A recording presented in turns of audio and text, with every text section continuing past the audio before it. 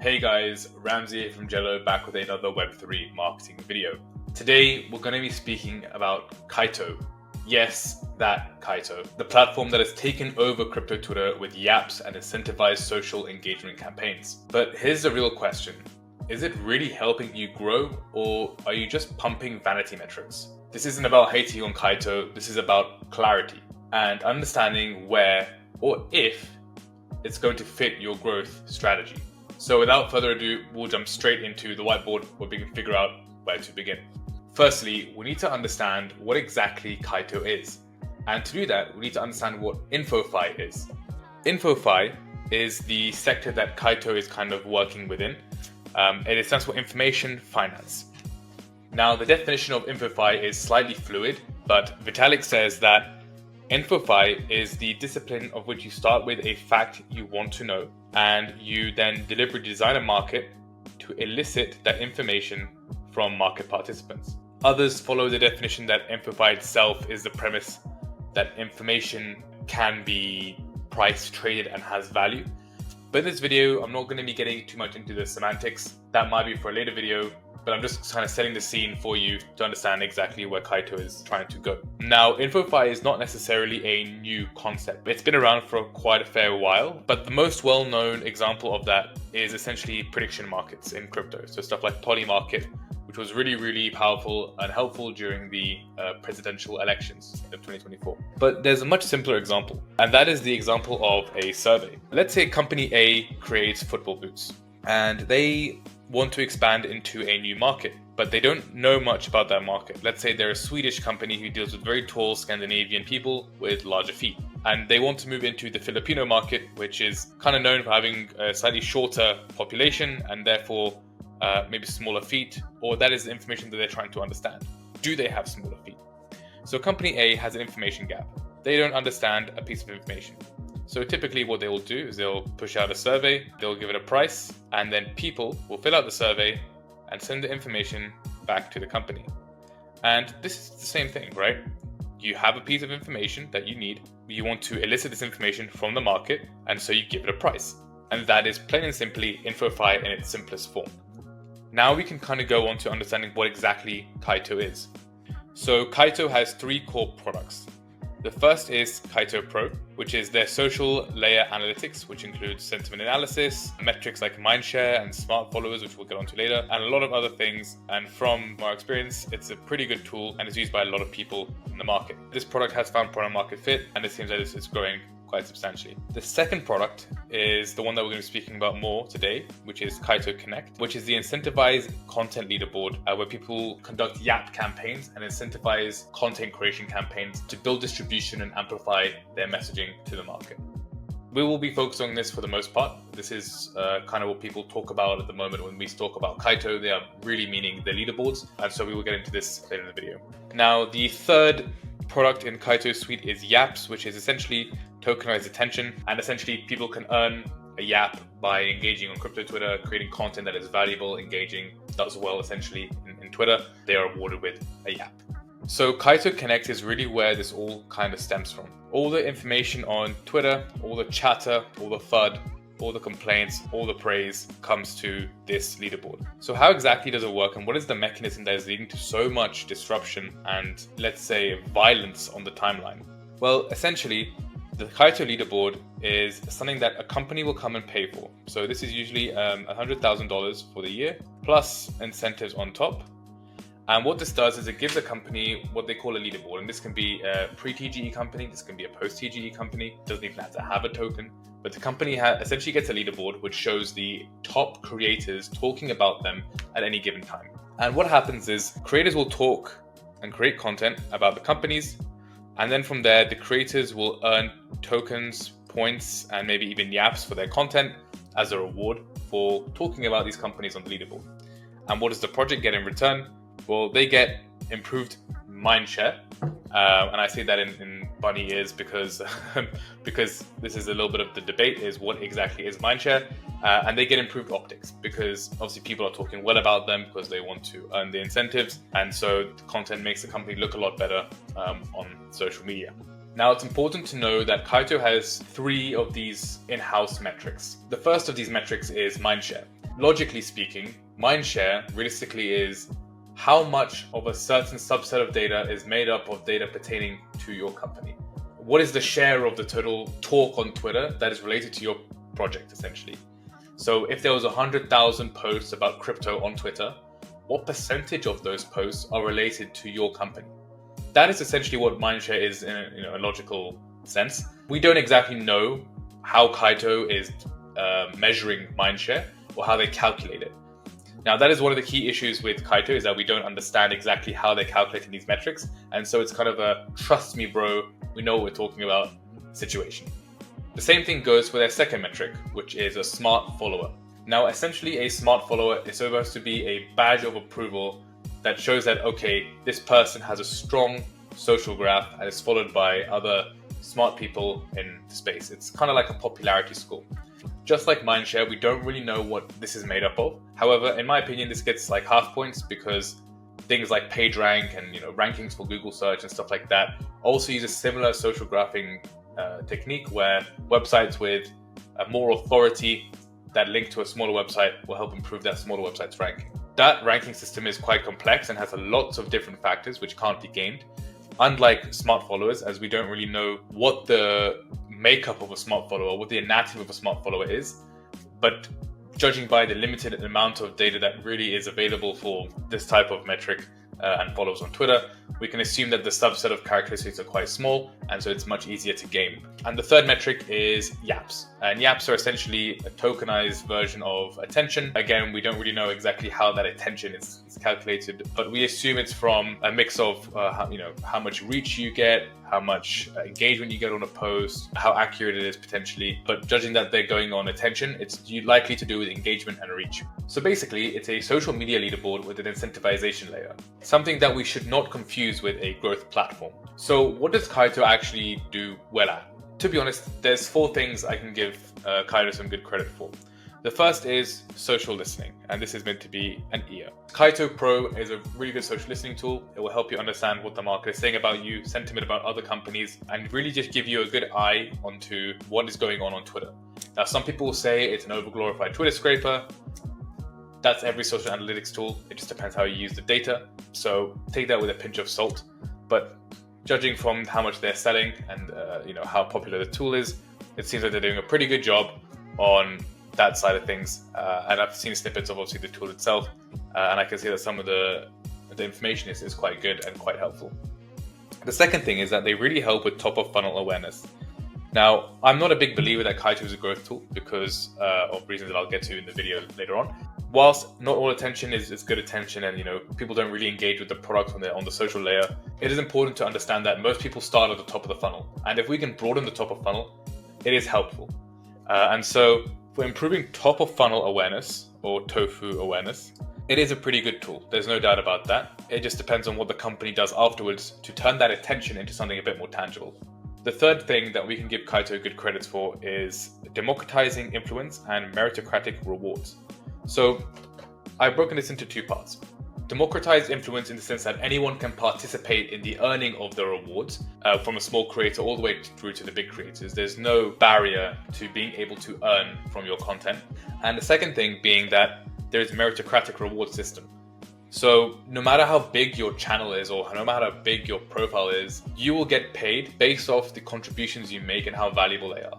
If I have 10 followers but my post gets 10,000 views, I will get paid for those 10,000 views and not because I have 10 followers. You're paid on the quality of the post generally, or typically how much engagement and attention your posts get for that company versus the size of your account and how many bots you have following you.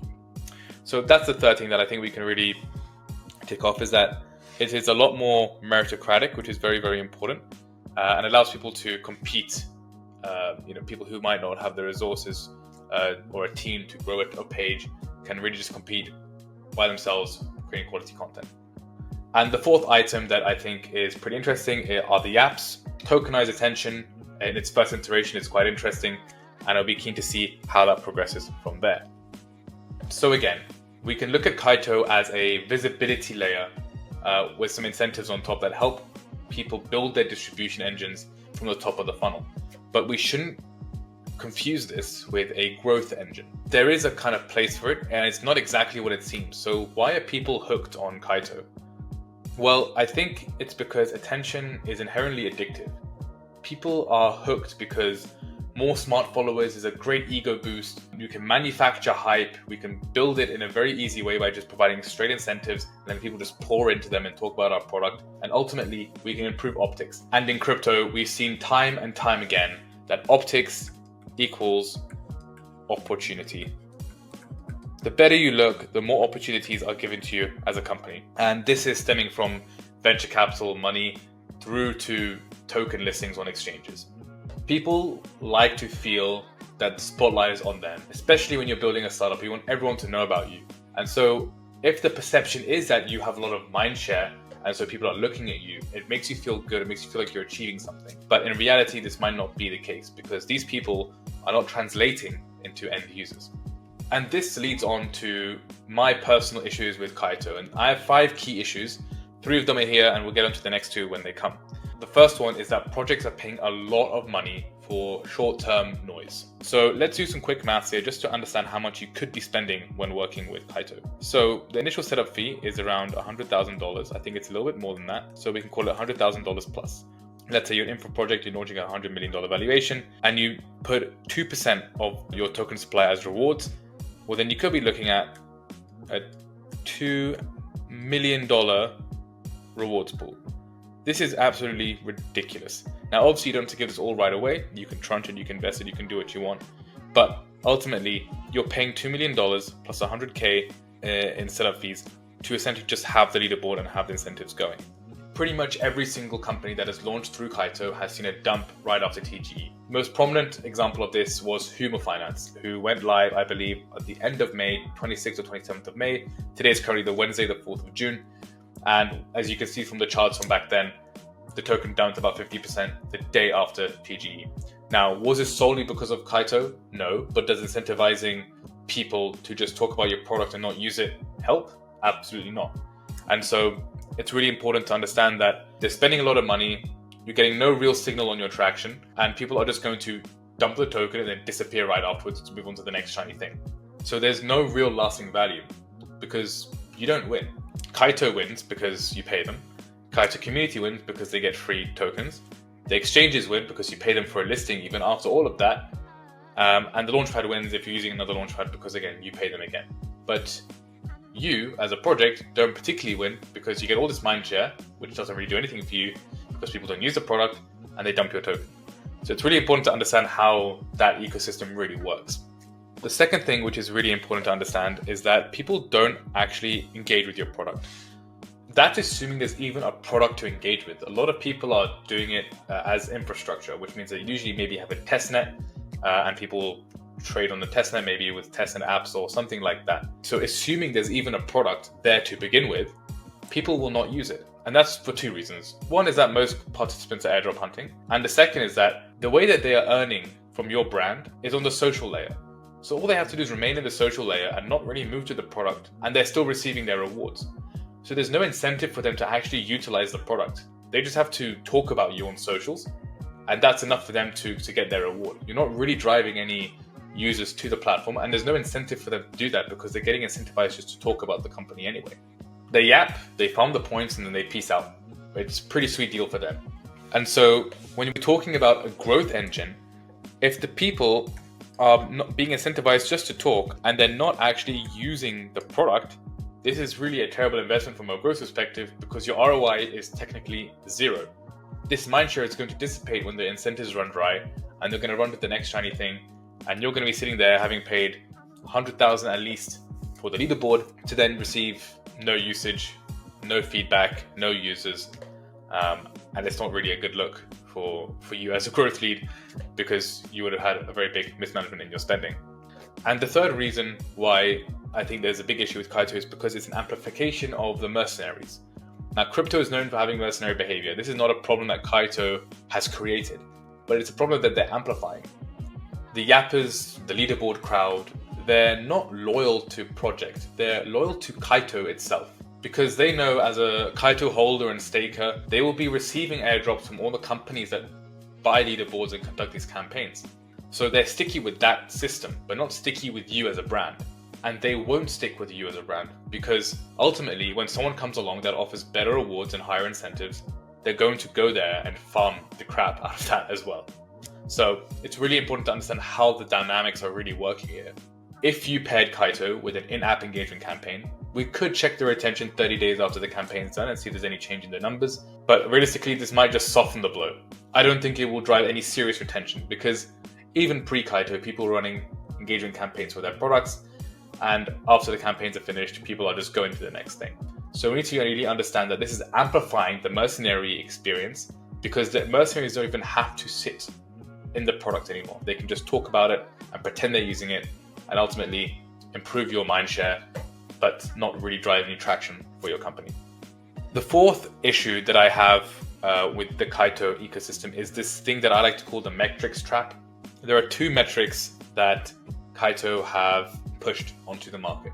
One is mindshare, and the second is smart following, which I touched on earlier. Both of these metrics are made up by Kaito. We don't know what's the anatomy or the constituents of these metrics, and we don't really know how they work.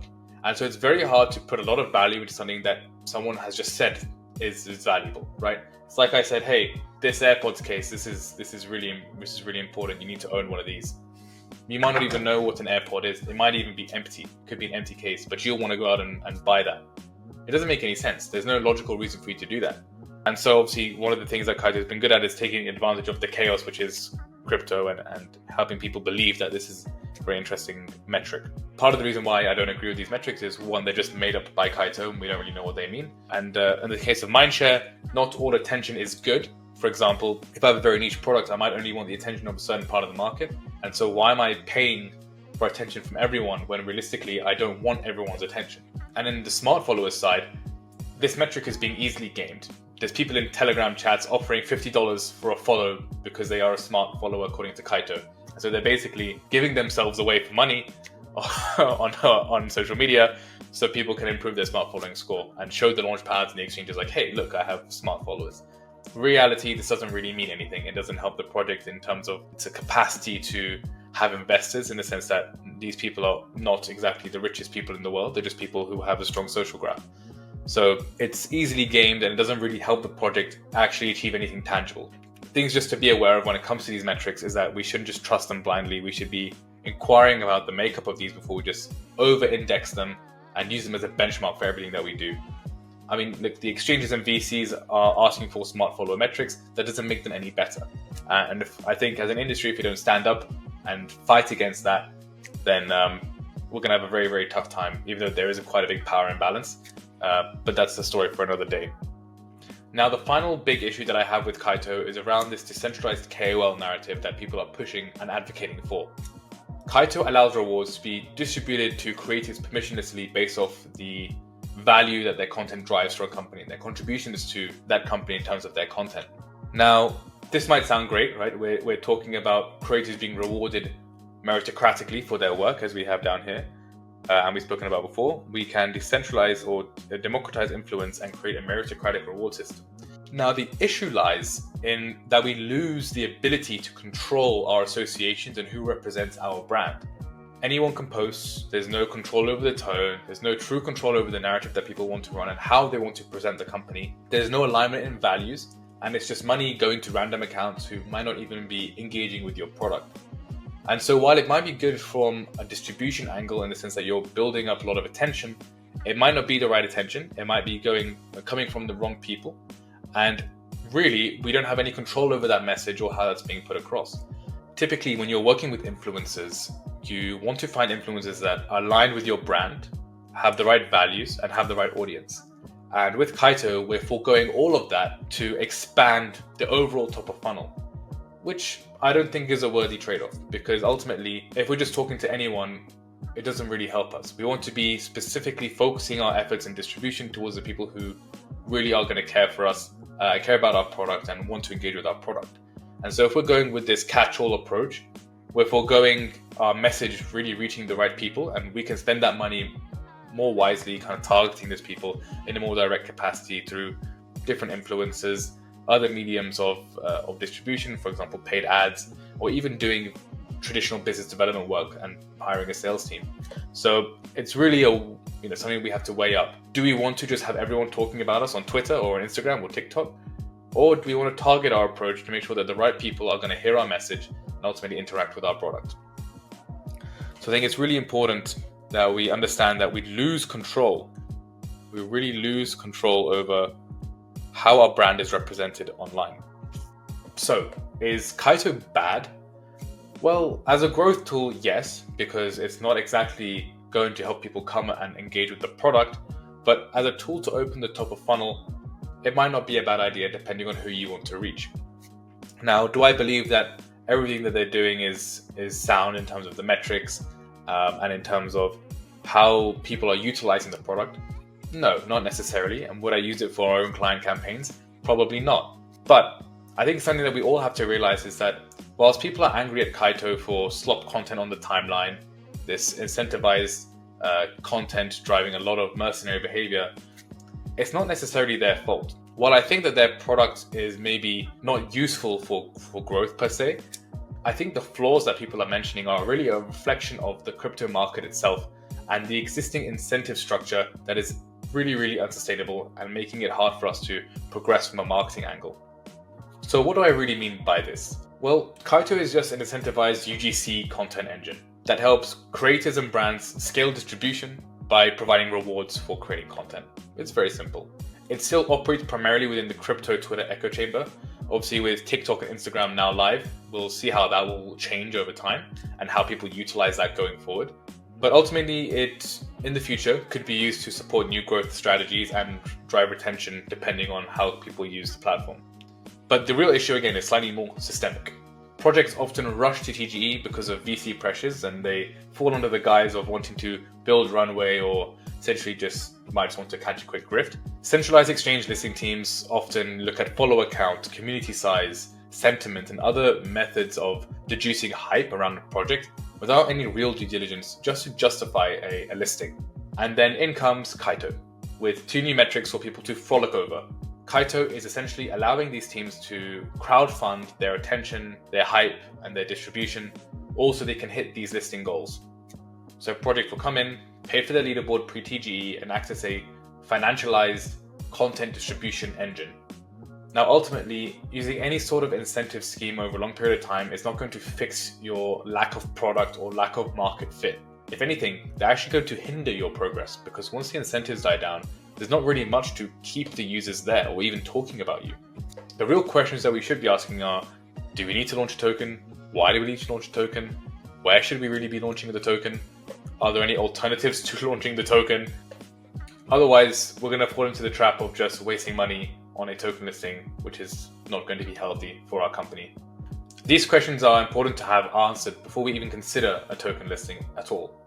So, is Kaito smart for taking this as an opportunity to expand their business? Yeah, I mean, they added a lot of revenue on top of their existing business and a couple million in FTV for their whole project, right? So it's not exactly the worst trade that they could have made.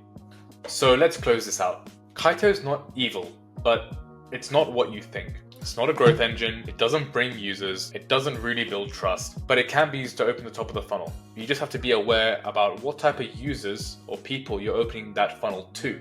So if you're tired of empty metrics and want to build an audience that will actually convert into a user, let's talk. Drop a comment if you've ever used Kaito or considered using it. I'd be really keen to understand what ROI you saw. And as always, if you want help building a brand that people actually care about and a strategy that will actually drive user acquisition, hit the link in the description and book a call in with the Jello team. And don't forget, if you enjoyed the video and you found it valuable, give it a like, comment and subscribe and share it with your friends. We'll see you in the next one.